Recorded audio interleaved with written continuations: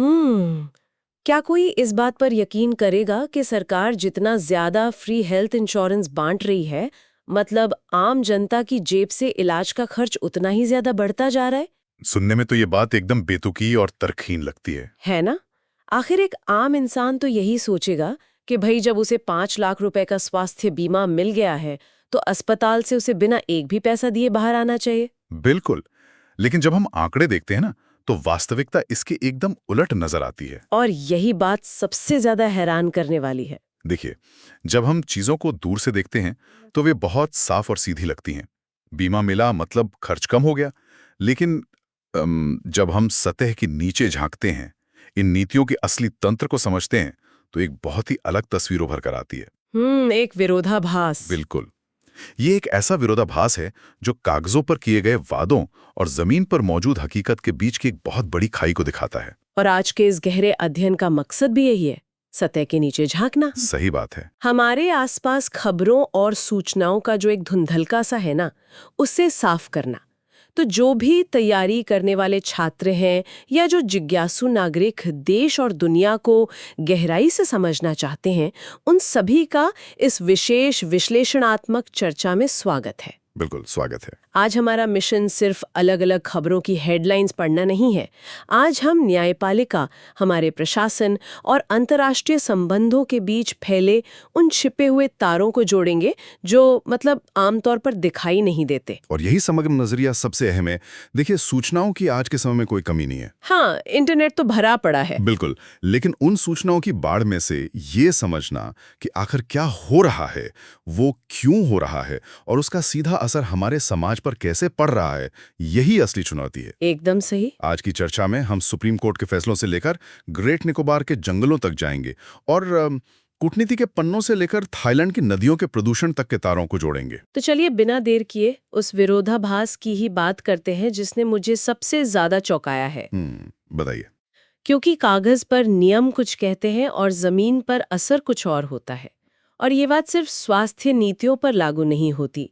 अगर हम अपने समाज के ताने बाने और कानूनों को देखें, तो वहां भी एक बहुत बड़ी कश्मकश चल रही है। बिल्कुल। हेट स्पीच यानी नफरत भरे भाषणों का ही मामला ले लीजिए।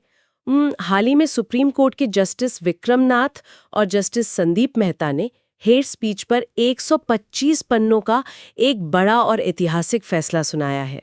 हाँ, और इस फैसले की सबसे अहम बात पता है क्या है? क्या? कि कोर्ट ने समस्या की जड़ यानी उसकी मनोवैज्ञानिक बुनियाद पर सीधा वार किया है। अच्छा। कोर्ट ने कहा कि हेट स्पीच अचानक से हवा में नहीं पनपती। मतलब ये एक खास तरह की हम बनाम वे यानी अस वर्सेस देम की मानसिकता से पैदा होती है। एक तरह का बंटवारा। बिल्कुल। जब एक समूह दूसरे समूह को अपने से कमतर या पराया मान लेता है, तो वहीं से नफरत की शुरुआत होती है। अदालत ने बहुत स्पष्ट शब्दों में इसे भारत के वसुधैव कुटुंबकम के दर्शन के एकदम खिलाफ बताया। लेकिन देखिए, जब मैं इस खबर को गहराई से पढ़ रही थी ना, तो एक चीज ने मुझे बहुत उलझन में डाल दिया। क्या बात थी वो? याचिकाकर्ताओं की तो यही मांग थी कि हेट स्पीच को रोकने के लिए अलग से कुछ नए और सख्त कानून बनाए जाएं, पर कोर्ट ने ऐसा करने से साफ मना कर दिया। अब रुकिए, ये थोड़ा अजीब नहीं है? मतलब अगर देश में नफरत की बीमारी बढ़ रही है, तो अदालत नई दवा देने से क्यों कतरा रही है? क्योंकि वो दवा हमारे पास पहले से बहुत भारी मात्रा में मौजूद है। अच्छा। हाँ, कोर्ट ने ये समझाया कि हमारे पास जो नए आपराधिक कानून हैं, जैसे भारतीय न्याय संहिता यानी बीएनएस और भारतीय नागरिक सुरक्षा संहिता यानी बीएनएसएस, जिन्होंने हाल ही में पुराने आईपीसी और सीआरपीसी की जगह ली है। हाँ, जो नए कानून आए हैं। बिल्कुल। तो उनमें नफरत फैलाने वालों पर लगाम कसने के लिए बहुत ही सख्त और स्पष्ट प्रावधान पहले से मौजूद हैं। समस्या ये नहीं है कि पुलिस के पास कार्रवाई करने का अधिकार नहीं है। तो फिर समस्या कहाँ है? असल समस्या ये है कि जिन लोगों पर इन कानूनों को निष्पक्षता से लागू करने की जिम्मेदारी है, वे अपना काम ठीक से नहीं कर रहे हैं। ओह, तो ये तो कुछ वैसी बात हो गई ना, जैसे मान लीजिए कि हमारा संविधान और पूरा कानूनी ढांचा एक विशाल कंप्यूटर का ऑपरेटिंग सिस्टम है। बहुत बढ़िया उदाहरण है ना? अब समाज में जब भी हेट स्पीच या भेदभाव जैसा कोई खतरनाक वायरस या बग आता है, तो लोग तुरंत मांग करने लगते हैं कि इस बग के लिए एक नया सॉफ्टवेयर या नया कानून डाउनलोड कर लिया जाए। हाँ, जबकि असल में हमारे पास एक बहुत ही ताकतवर एंटीवायरस पहले से इंस्टॉल्ड है। बिल्कुल। हमें सिर्फ पुराने सिस्टम की डिबगिंग करनी है। मतलब उसे सही तरीके से चलाना है। एकदम सटीक उदाहरण दिया आपने। देखिए, जब समाज हर नई समस्या के लिए नया कानून बनाने की जिद करने लगता है ना, तो कानूनों का एक ऐसा जाल खड़ा हो जाता है जिसे लागू करना प्रशासन के लिए और भी जटिल हो जाता है।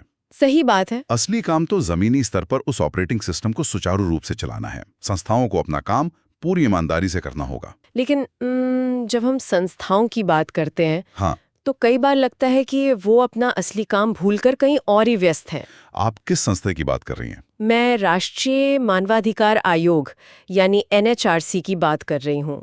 इलाहाबाद हाईकोर्ट ने हाल ही में NHRC की भूमिका को लेकर जो टिप्पणी की है वो इसी सिस्टम के क्रैश होने जैसा लगता है। हाँ, इलाहाबाद हाईकोर्ट के जस्टिस अतुल श्रीधरन और जस्टिस विवेक सरन की वो टिप्पणी बहुत ही तीखी और विचारणीय थी। बिल्कुल। ये पूरा मामला उत्तर प्रदेश के 558 सहायता प्राप्त मदरसों की प्रशासनिक जांच से जुड़ा था, जिसका निर्देश NHRC ने दिया था। प्रशासनिक जांच। हाँ, तो हाईकोर्ट ने इस बात पर गहरा आश्चर्य जताया और सीधा सवाल पूछा कि जब समाज में अल्पसंख्यक समुदाय पर हमले होते हैं या मॉब लिंचिंग जैसी गंभीर मानवाधिकार हनन की घटनाएं होती हैं, तब तो NHRC एकदम शांत रहता है, चुप्पी साध लेता है। बिल्कुल। तो फिर मदरसों की जांच जैसे विशुद्ध प्रशासनिक मामलों में ये संस्था इतनी अतिसक्रियता क्यों दिखा रही है? मतलब जो संस्था पेरिस सिद्धांतों के तहत नागरिकों के मूल अधिकारों की रक्षा के लिए बनाई गई थी, वो ऐसे मामलों में दखल दे रही है जो तकनीकी तौर पर उसके अधिकार क्षेत्र में आते ही नहीं है। सही कहा। देखिए, एक वैधानिक संस्था यानी स्टैट्यूटरी बॉडी से हमेशा ये उम्मीद की जाती है कि वो बिना किसी राजनीतिक या सामाजिक दबाव के काम करे, बिल्कुल निष्पक्ष होकर। हाँ, तो जब ऐसी संस्थाएं लिंचिंग या हिंसा की घटनाओं का स्वतः संज्ञान लेने जैसे अपने मूल काम को छोड़कर अन्य विवादित मामलों में उलझती हैं, तो आम जनता का उस संस्था की निष्पक्षता से विश्वास उठने लगता है। और जब बात अधिकार, निष्पक्षता और समाज सुधार की हो ना, तो कई बार धर्म और संविधान के बीच सीधा टकराव देखने को मिलता है। बहुत ही संवेदनशील मुद्दा है ये। बिल्कुल, जैसे सबरीमाला का मामला जिस पर अभी बहस चल रही है। सुप्रीम कोर्ट की 9 जजों की बेंच, जिसकी अध्यक्षता CJI सूर्यकांत कर रहे हैं, उनके सामने सीनियर एडवोकेट इंदिरा जयसिंह ने एक बहुत ही बड़ी बात कही है। क्या कहा उन्होंने? उन्होंने अदालत में कहा कि सामाजिक सुधार में धर्म का सुधार भी शामिल है। ये तर्क भारतीय न्याय व्यवस्था के लिए एक बहुत बड़ा वैचारिक प्रस्थान बिंदु है। कैसे? देखिए, हमारे समाज में अक्सर ये माना जाता है कि आस्था के मामलों में अदालत या राज्य को दखल नहीं देना चाहिए। हाँ, धर्म को अलग रखा जाता है। लेकिन इंदिरा जयसिंह का तर्क ये है कि अगर किसी धर्म की कोई प्रथा महिलाओं या किसी भी वर्ग के साथ भेदभाव करती है, तो उसे सिर्फ इसलिए बर्दाश्त नहीं किया जा सकता क्योंकि वो सदियों पुरानी परंपरा है। इसका मतलब तो ये हुआ कि वो संविधान के अनुच्छेद 14 यानी समानता के अधिकार और अनुच्छेद 21 यानी गरिमा के साथ जीने के अधिकार को धार्मिक स्वतंत्रता के अधिकार से बहुत ऊपर रख रहे हैं। बिल्कुल, इसे ऐसे समझा जा सकता है कि अगर कल को कोई धार्मिक समूह कहता है कि उनके ग्रंथों के अनुसार किसी खास वर्ग को मंदिर में नहीं आना चाहिए, तो अदालत ये कह सकती है कि देखिए, आपका धर्म अपनी जगह है, लेकिन हमारा संविधान हर नागरिक को बराबरी का हक देता है।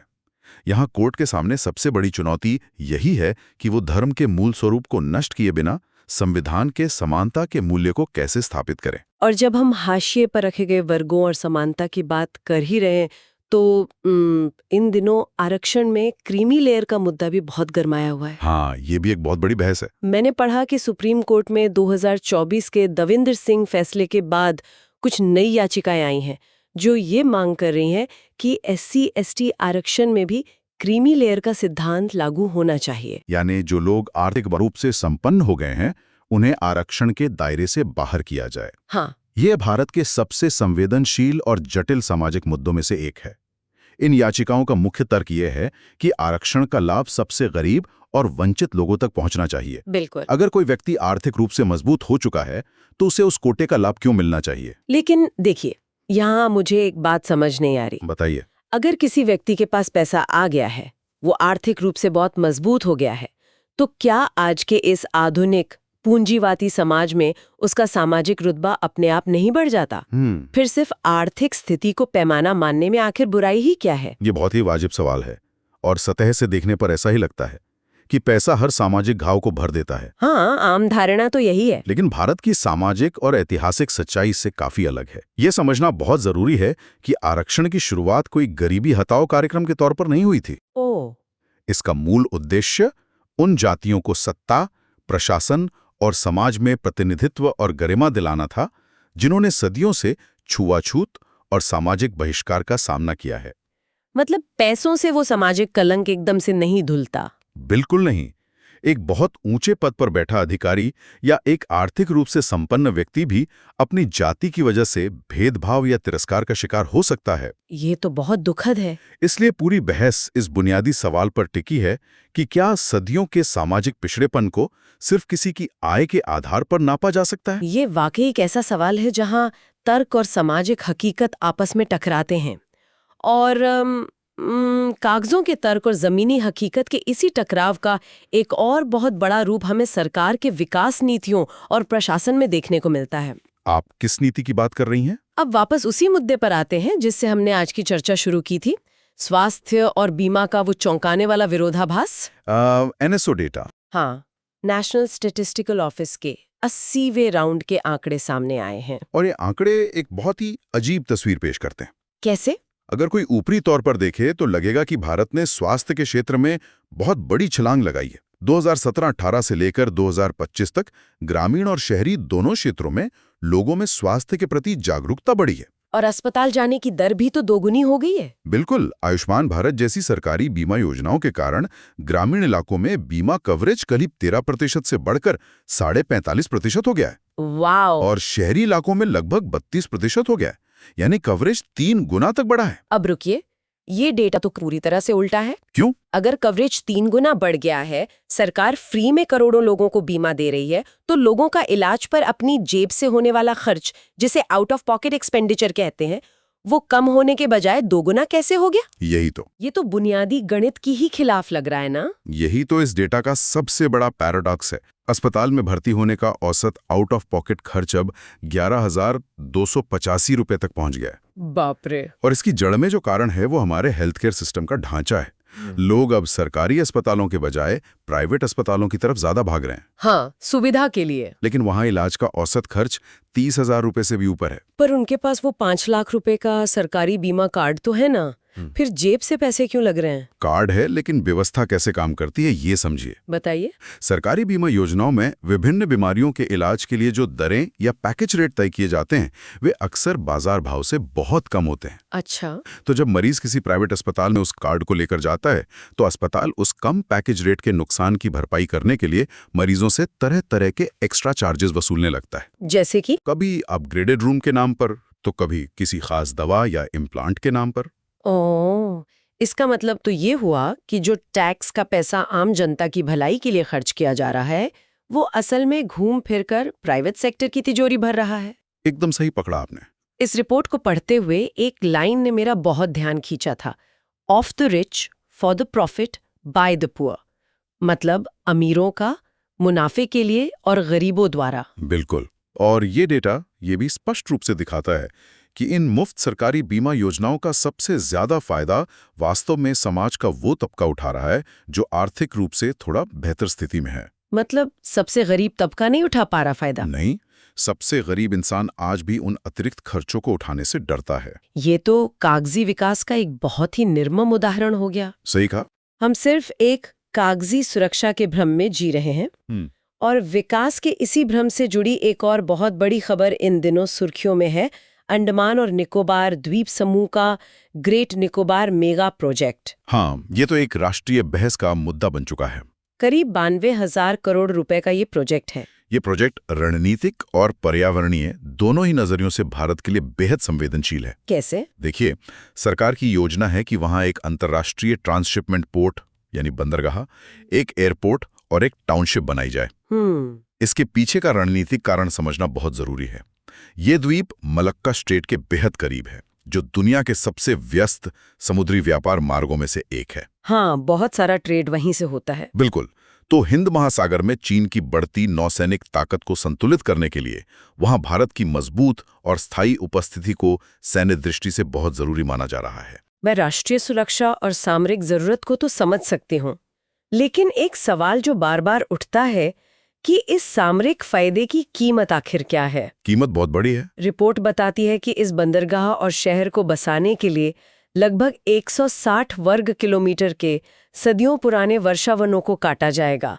मतलब ये कोई मामूली जंगल नहीं है। बिल्कुल नहीं। लोकसभा में विपक्ष के नेता राहुल गांधी ने हाल ही में निकोबार का दौरा किया और इस प्रोजेक्ट को अब तक का सबसे बड़ा घोटाला करार दिया। उनका आरोप है कि ये पूरी तबाही भारत की अनमोल पारिस्थितिकी को ताक पर रखकर सिर्फ एक विशेष उद्योगपति समूह के फायदे के लिए की जा रही है। इनका ये भी कहना है कि वहां रहने वाली शोम्पेन जैसी विशेष संरक्षित जनजातियों और स्थानीय निवासियों से इस महाविनाश के बारे में कोई सही सहमति नहीं ली गई है। लेकिन सरकार का ये दावा है कि उसने पर्यावरण को होने वाले नुकसान का आकलन कर लिया है और उसकी भरपाई के लिए कई कदम उठाए जाएंगे। हाँ, सरकार का अपना पक्ष है। फिर भी ये मामला अब कलकत्ता हाई कोर्ट की चौखट पर है। हाँ, याचिकाकर्ताओं का मुख्य तर्क यही है कि वन अधिकारों का सही तरीके से निपटारा नहीं हुआ है और पर्यावरणीय नियमों की घोर अनदेखी की गई है। तो अब कोर्ट क्या कर रहा है? कोर्ट अब इन दावों की बारीकी से जांच कर रहा है। देखिए, ये एक ऐसा मामला है जहां एक तरफ देश की सुरक्षा और अर्थव्यवस्था का तर्क खड़ा है और दूसरी तरफ एक ऐसा इकोलॉजिकल विनाश है जिसे एक बार होने के बाद शायद कभी पलटा नहीं जा सकेगा। ये वाकई एक बहुत ही नाजुक संतुलन है। मलक्का स्ट्रेट में चीन को काउंटर करने की भू राजनीतिक मजबूरी और अपने ही प्राकृतिक संसाधनों का संरक्षण। बिल्कुल। और जब बात मलक्का स्ट्रेट और समंदर की हो ही रही है तो क्यों ना भारत की अंतर्राष्ट्रीय कूटनीति पर भी नजर डाली जाए। आजकल कूटनीति सिर्फ बंद कमरों की बैठकों तक सीमित नहीं है। एकदम सही। समंदर आज कूटनीति का सबसे बड़ा अखाड़ा बन चुका है। श्रीलंका के बीच कोलंबो में एक बहुत अहम नौसैनिक डाइविंग अभ्यास हुआ है जिसका नाम है INSL डाइवेक्स 2026। हाँ, और इसमें भारत की ओर से INS निरीक्षक ने हिस्सा लिया है। लेकिन बात सिर्फ युद्ध अभ्यास की नहीं है। मैंने पढ़ा कि भारत ने अपनी आरोग्य मैत्री पहल के तहत श्रीलंका को भीष्म क्यूब्स भी सौंपे हैं। ये एक बहुत ही शानदार पहल है। जो सुनने वाले इन तकनीकी शब्दों से परिचित नहीं है उन्हें बता दूं कि भीष्म का मतलब है भारत हेल्थ इनिशिएटिव फॉर सहयोग, हित और मैत्री। दरअसल ये अत्याधुनिक पोर्टेबल अस्पताल इकाइयां हैं। इन्हें आपदा के समय हवाई जहाज या नाव से गिराया जा सकता है और महज 12 मिनट में खोलकर एक छोटे अस्पताल में तब्दील किया जा सकता है। कमाल की तकनीक है और ये भारत के महासागर विजन का एक बहुत ही व्यवहारिक हिस्सा है। वो कैसे? इसके जरिए भारत दुनिया को ये संदेश दे रहा है कि वो सिर्फ एक सैन्य हार्ड पावर नहीं है बल्कि इस पूरे क्षेत्र में संकट के समय सबसे पहले पहुंचने वाला मददगार यानी फर्स्ट रिस्पॉन्डर भी है। मतलब एक तरफ श्रीलंका के साथ ये समुद्री कूटनीति चल रही है और दूसरी तरफ शंघाई सहयोग संगठन यानी SCO की बैठक के दौरान भारतीय और चीनी रक्षा मंत्रियों के बीच लाइन ऑफ एक्चुअल कंट्रोल पर तनाव कम करने को लेकर चर्चा हुई। हाँ, कूटनीति कई मोर्चों पे एक साथ चल रही है। उसी दौरान रक्षा मंत्री राजनाथ सिंह ने इटली के रक्षा मंत्री के साथ सहयोग बढ़ाने पर भी वार्ता की। ये दिखाता है कि भारत आज मल्टी अलाइनमेंट अपना रहा है। मतलब एक ही समय में कई देशों के साथ अलग अलग मोर्चों पर काम कर रहा है। और कूटनीति में सॉफ्ट पावर का एक और बहुत ही दिलचस्प और ऐतिहासिक पहलू इन दिनों सुर्खियों में है, देश की प्राचीन सांस्कृतिक धरोहर की वापसी। ओह, ये खबर तो सच में किसी हॉलीवुड थ्रिलर फिल्म की कहानी जैसी लगती है। बिल्कुल। अमेरिका ने भारत को करीब 657 प्राचीन मूर्तियां और ऐतिहासिक कलाकृतियां लौटाई हैं। आपको पता है इनकी कीमत क्या आंकी गई है? कितनी? करीब $14 मिलियन, यानी लगभग 117 करोड़ रुपए। बाप रे। और ये कोई साधारण कलाकृतियां नहीं है? नहीं, इनमें लाल बलुआ पत्थर की एक बेहद प्राचीन बुद्ध की मूर्ति है और एक अद्भुत नाचते हुए गणेश जी की मूर्ति भी शामिल है। तो ये सब गई कैसे थी बाहर? ये सारी कलाकृतियां सुभाष कपूर और नैन्सी वीनर जैसे कुख्यात अंतर्राष्ट्रीय तस्करों के नेटवर्क से बरामद की गई हैं। अच्छा। ये लोग दशकों से भारत के प्राचीन मंदिरों से मूर्तियां चुराकर उनके झूठे दस्तावेज बनाकर उन्हें विदेशी म्यूजियम्स को बेचते थे। तो मतलब ये सिर्फ कुछ पुराने पत्थरों की घर वापसी नहीं है बल्कि इसे देश की खोई हुई सांस्कृतिक आत्मा की वापसी कहा जाना चाहिए। एकदम सही शब्द इस्तेमाल किया आपने। ये भारत की सॉफ्ट पावर की एक बहुत बड़ी जीत है। लेकिन देखिए, इन सब के बीच एक बात जो बार बार जहन में आती है, हम अपनी कूटनीति और सीमाओं को कितना भी मजबूत कर लें, कुछ वैश्विक खतरे ऐसे होते हैं जो कोई पासपोर्ट या वीजा चेक नहीं करते। आप किस खतरे की बात कर रही हैं? इसका सबसे खौफनाक उदाहरण थाईलैंड से आ रहा है, मेकांग नदी के प्रदूषण का मामला। ओह हाँ, ये पूरी दुनिया की पारिस्थितिकी के लिए एक बहुत बड़ा लाम है। मेकांग नदी को दुनिया की रसोई कहा जाता है ना? बिल्कुल, क्योंकि कई देशों के करोड़ों लोगों की खाद्य सुरक्षा और आजीविका इस नदी पर निर्भर है।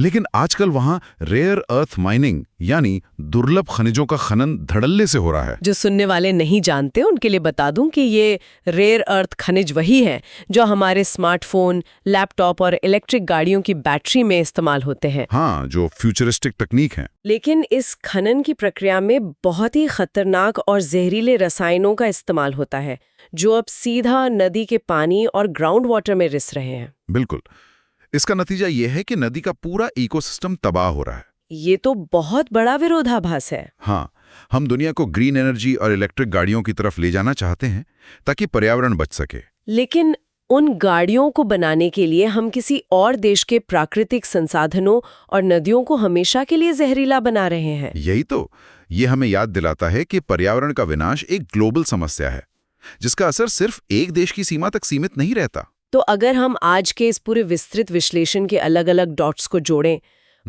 एक तरफ हम अपनी चुराई गई प्राचीन मूर्तियों को वापस ला रहे हैं, समंदर में पोर्टेबल अस्पताल भेज रहे हैं और कूटनीति की बिसात पर अपनी चालें चल रहे हैं।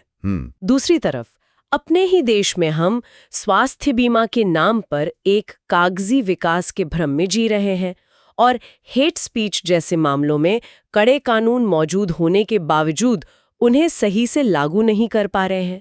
और यही वो समग्र या होलिस्टिक नजरिया है जिसकी आज हर जागरूक नागरिक को बहुत आवश्यकता है। बिल्कुल। संस्थाएं बन गई हैं, नियम लिख दिए गए हैं, लेकिन उस ऑपरेटिंग सिस्टम को चलाने वाली जो असल मशीनरी है उसमें अभी भी बहुत सारे बग्स मौजूद हैं जिन्हें ईमानदारी से ठीक करने की जरूरत है। और इसी विचार के साथ हम आज की इस गहन चर्चा के बिल्कुल आखिरी मोड़ पर आ गए हैं।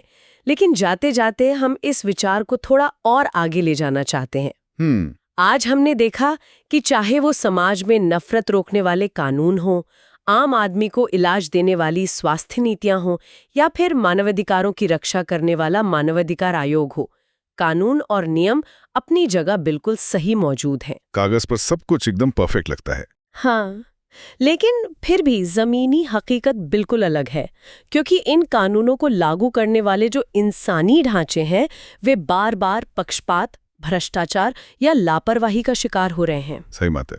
तो ये एक ऐसा गहरा सवाल है जिस पर हर किसी को विचार करना चाहिए। क्या भविष्य में इस इंसानी प्रशासनिक मशीनरी पर हमारी निर्भरता खत्म होने वाली है? ये एक बहुत ही बड़ा सवाल है। क्या 21वीं सदी की इन जटिल और उलझी हुई समस्याओं को सुलझाने के लिए हमें प्रशासन चलाने के लिए एआई यानी आर्टिफिशियल इंटेलिजेंस को कमान सौंपनी पड़ेगी? सोचने वाली बात है। क्या कोई निष्पक्ष एल्गोरिदम हमारे समाज के इन पुराने बग्स को बेहतर तरीके से डीबग कर पाएगा, बिना किसी रिश्वत या भेदभाव के? या फिर वो मशीन भी इंसानों के ही बनाए हुए पूर्वाग्रह और नफरत सीख लेगी? बिल्कुल, इस गहरे सवाल पर जरूर विचार कीजिएगा। आज के इस विस्तृत अध्ययन का हिस्सा बनने और हमारे साथ इतनी गहराई में जाने के लिए बहुत बहुत धन्यवाद। मिलते हैं जल्द ही किसी नए और अहम विषय की एक नई परत उधेड़ने के लिए।